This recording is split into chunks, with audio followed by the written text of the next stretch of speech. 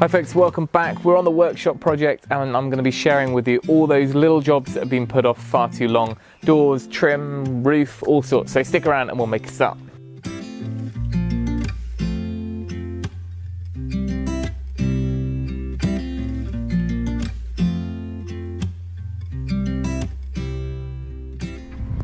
Hi folks, welcome back. It is a miserably blowy wet day. It's not the best time to be doing guttering, but that's what I'm doing today, guttering today, and then hopefully the roof trim by the end of the week. Now, if you've been following our workshop series, then you'll know that we've basically finished the structure of the building, the inside's done, the wiring's done, but there's still a bunch of stuff to do. One of those is getting the trim and the barge boards and things like that on the ridge and the ends all done. That's just been a nightmare, different suppliers and delays and all sorts. Anyway, that should be here by the end of the week, and now I've just put the guttering on. Now that side of the building was going to be a nightmare to film, so I just got on and did that, and it's kind of not really seen. Right, no doubt there'll be wind noise and all sorts going on today, but this is what we're using. Is standard square flow guttering. I've managed to track it down in an anthracite colour.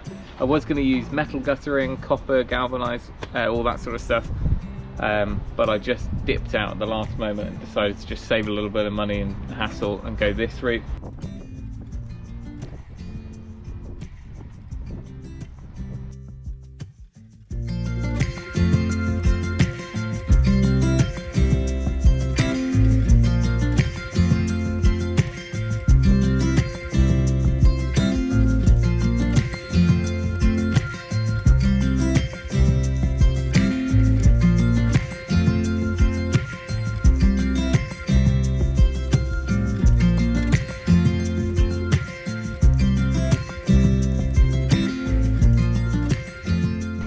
Well, I did a chalk line to start with, then I ended up doing a string line from the first to the last bracket. We're all good now, so I'm going to get the 2 lengths of guttering up. I've already worked out where the downpipe's going. It's coming down on this corner. Unfortunately, it's not going to be able to turn the corner because I think it would just be a bit messy. I'd have to put 2 offsets, come around the corner. Our channel drain is here. It's going to discharge onto here. If it doesn't naturally flow down here, then I can just grind out a nice little smooth channel in there, and I think that'll be a good way to go.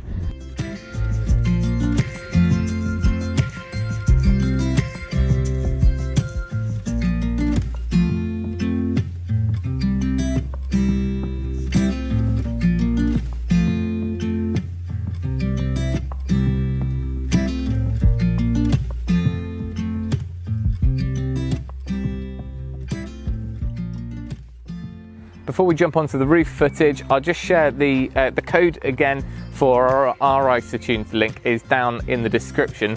You might have spotted over the past few videos, I wasn't really meant to be showing them, but these are the new model, the Aware. You can be wearing them and yet you can still hear because there's a little inbuilt microphone in here. So as long as there's not a loud tool running at that point, then I can hear if someone's shouting that the chickens are on the veg patch.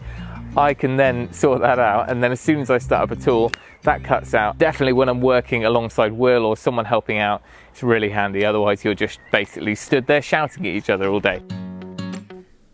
Now finally, the rain did eventually stop, the sun came out, and also the trim showed up. Well, I say it showed up, I ended up going down to the manufacturers to pick it up, and whilst I was there, saw it being made, which was quite an insight.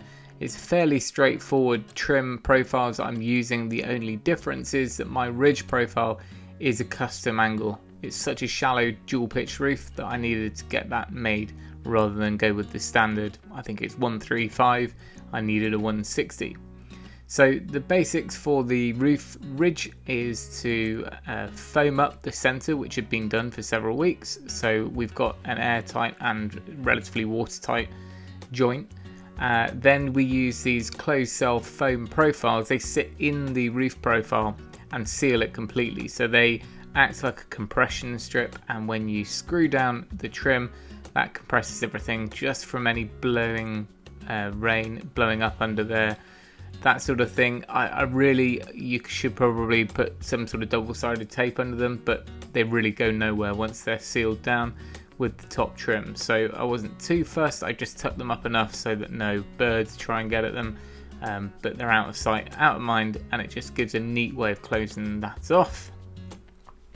So I lined everything up first of all with a string line to make sure we had a good straight line from kind of the apex on one end across to the other, and then I could work out the best way of laying them out. Now I did pre-drill. I find it just, I know the tech screws will go through, it just gives a much cleaner finish. You're less likely to have the screw wander and scratch the paintwork.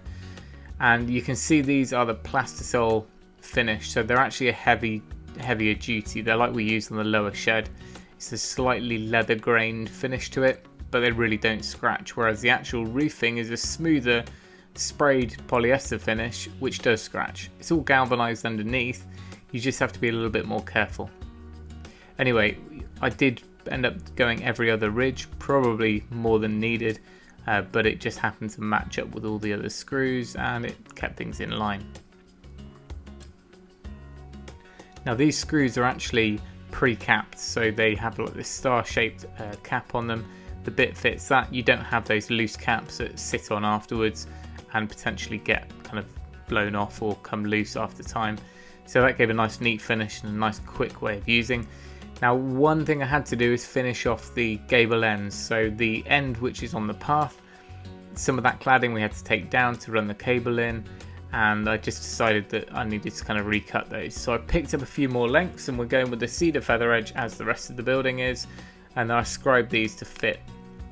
I ended up actually redoing that and doing it in one piece to travel all the way across on that top section.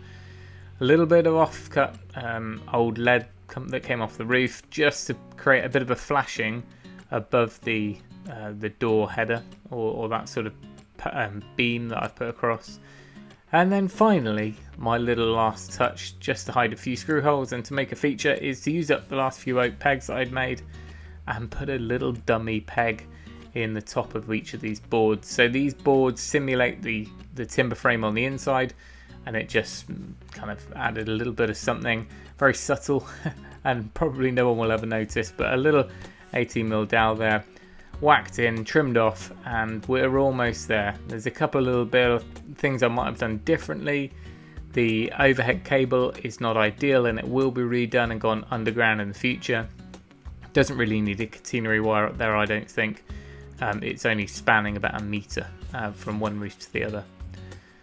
And there we go. I think we are almost there on the external. You can see the end of the barge trims there. I kind of cut and folded and made it up as I went along to give it a neater look. And the guttering's all in, all working, and it's pretty smart for what is very restrictive on height.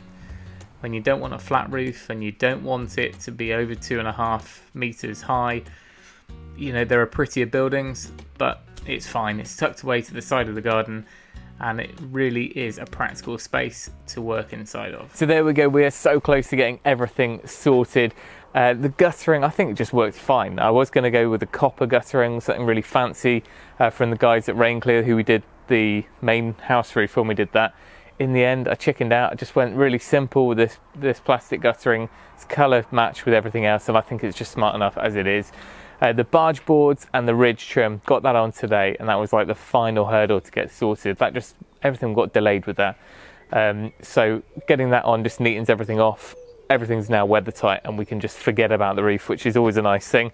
One of my biggest features, which I'm loving, is, as well as the lighting that lights down onto the veg patch and the chicken run, is that outdoor socket we put on. If anyone is doing garden shed, garden office, workshop, anything like that, stick an outside socket on because it's so handy working in the garden. I've used it loads of times already. So the door is now in place, but actually I was going to paint it to match all the other joinery around the house, that light grey we've been using. I think I'm going to just stick with the light colour and the light wood colour, so that's going to get some sort of UV oil just to keep it nice and clear. But apart from that, the outside is almost done. Down here we've got the path. I'm going to run some gravel, either the self-binding gravel that I've got some left over, or maybe slate, crushed slate or something like that, something that's not going to get kicked onto the lawn too easily. But down here I think I'm just going to use the rest of the limestone that's left and get that stacked in almost like a dry stone wall, just to kind of, because we've externally insulated, there's a bit of a step here. It might be quite a nice way of just adding a bit of a base to the shed, the workshop. there we go. Hopefully you'll agree that now the workshop is looking pretty smart. I'm going to leave it there for today. We've got a whole bunch of stuff going on behind that door, but that'll have to wait till next time. Thanks for watching. Remember, if you can, do it yourself, and we'll see you next time.